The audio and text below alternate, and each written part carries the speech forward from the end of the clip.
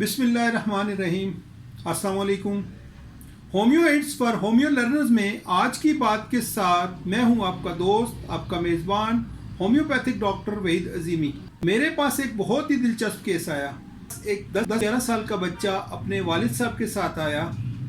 اس کے والد صاحب نے کمپلین کی کہ ڈاکٹر صاحب اس بچے کو چیک کریں، آخر کیا مسئلہ ہے۔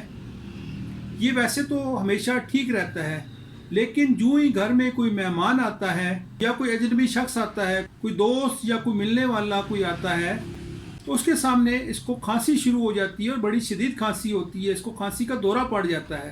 ویسے عام حالات میں یہ ٹھیک رہتا ہے۔ یہ بڑا ہی دلچسپ کیس تھا، میرے لیے بھی ایک نئی بات تھی۔ تو جب بھی کوئی ایسا کیس آتا ہے تو اس کے لیے ہم ریپرٹری کو ضرور کنسلٹ کرتے ہیں۔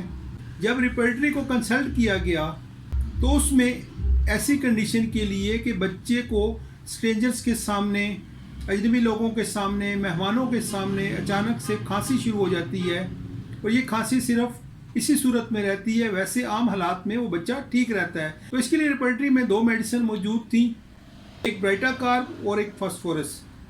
بچے کی علامات کو دیکھتے ہوئے اسے برائٹا کارب تجویز کی گئی، جس سے الحمدللہ بچے کا یہ پرابلم سالو ہو گیا۔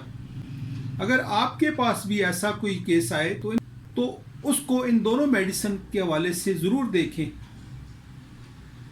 امید ہے آج کی یہ معلوماتی ویڈیو آپ کو پسند آئے گی۔